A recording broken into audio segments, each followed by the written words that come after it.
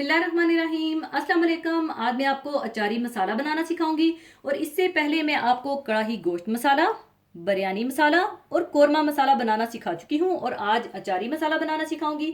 तो इसको बनाने के लिए पहले हमें चाहिए होंगे वो मसाले जिन्हें आप अलग से एक ही बर्तन में इकट्ठा डालकर रख लीजिएगा, जिन्हें काफ़ी ग्राइंडर में पीसने की ज़रूरत नहीं है।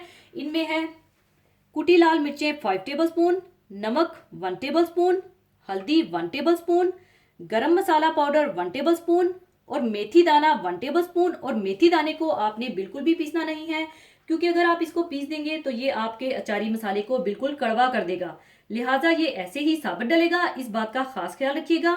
इसके अलावा जिन मसालों को आपने काफ़ी ग्राइंडर में पीसना है, बल्कि आपको खास बात बताती जाऊं कि इस मसाले को आपने बिल्कुल बारीक या पाउडर की तरह नहीं पीसना, बल्कि इसे दरदरा सा पीसना है, कोर्सली ग्राइंडेड करना है, यानी मसाले थोड़े दरदरे से नजर आने चाहिए और इस मसाले को छलनी से छानने की भी जरूरत नहीं होगी। तो इन मसालों में है, आप ले लीजिएगा साबुत सफेद जीरा 2 टेबल स्पून, राई दाना 2 टेबल स्पून, कुलौंजी 2 टेबल स्पून, साबुत धनिया 2 टेबल स्पून, सौंफ 4 टेबल स्पून और स्ट्रिक एसिड या टाटरी 1 टीस्पून ले लीजिएगा। तो सबसे पहले आप एक बर्तन में वो मसाले डाल लीजिए जिन्हें हमने पीसना नहीं है। उनमें है कुटी लाल मिर्चें, नमक, हल्दी, गरम मसाला पाउडर और मेथी दाना डालकर मिला लीजिए।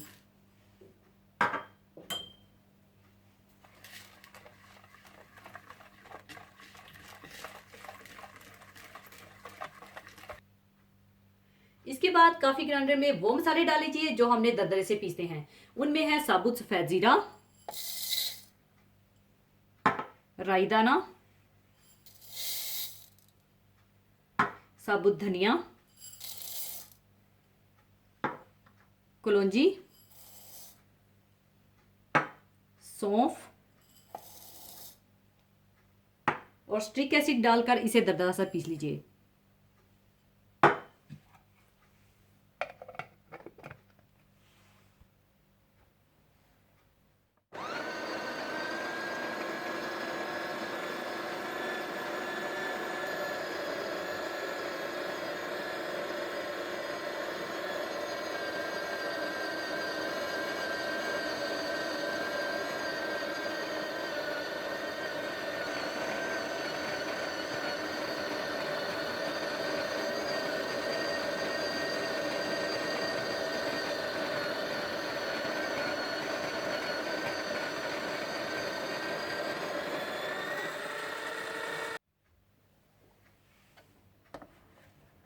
दरदरा सा पीसने के बाद आप इसे दूसरे मसाले में डालकर मिक्स कर लीजिएगा।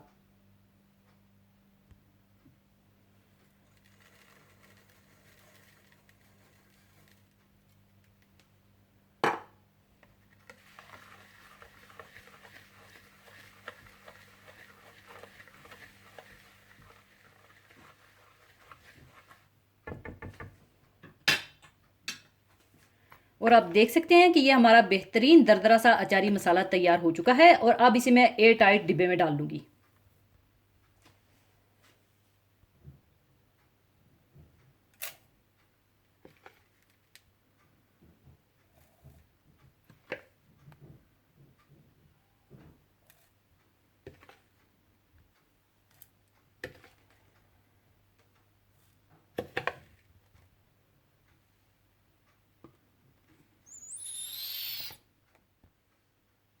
लीजिए, बेहतरीन अचारी मसाला तैयार है। इससे आप चाहे अचारी मटन, बीफ अचारी, अचारी मुर्ग, वेजिटेबल अचारी, अचारी चाप्स या अचारी मिर्चें जो भी बनाना चाहें बना सकते हैं। और इंशाल्लाह इसी अचारी मसाले को इस्तेमाल करते हुए मैं आपको अचारी मटन बनाना भी सिखाऊंगी, जो कि बहुत मज़ेदार बनता है। तो इस अचारी मसाले को ज़रूर बनाइएगा और मुझे दुआओं में याद रखिएगा। और जाने से पहले एक हदीस पाक शेयर करना चाहूँगी। हदीस पाक इस तरह से है। हज़रत जाबर रज़ी अल्लाह ताला अन्हो से रवायत है कि रसूलुल्लाह सल्लल्लाहु अलैहि वसल्लम ने इरशाद फरमाया, बंदे के और कुफ्र के दरमियान नमाज छोड़ देने ही का फासला है। अल्लाह और रसूलुल्लाह सल्लल्लाहु अलैहि वसल्लम पर ईमान लाने और तौहीद और रसालत की गवाही देने के बाद सबसे पहला और सबसे बड़ा फ़र्ज़ इस्लाम में नमाज है। नमाज अल्लाह ताला की ख़ास इबादत है। ये इस्लाम की बुनियाद और सुतून है। ये एक ताल्लुक का नाम है जो बंदे और उसके रब के दरमियान कायम होता है। नमाज की ये खास तासीर है कि अगर अल्लाह ताला की तरफ ध्यान करके पूरी तवज्जो के साथ पढ़ी जाए तो इससे आदमी का दिल पाको साफ हो जाता है, बुराइयां उससे छूट जाती हैं, नेकी और सच्चाई की मोहब्बत और अल्लाह का खौफ उसके दिल में पैदा हो जाता है। अलगर्ज कलमा के बाद नमाज ही इस्लाम की बुनियाद है और हकीकत ईमान से उसका ऐसा गहरा ताल्लुक है कि इसको छोड़ देने के बाद आदमी गोया कुफ्र की सरहद तक पहुंच जाता है।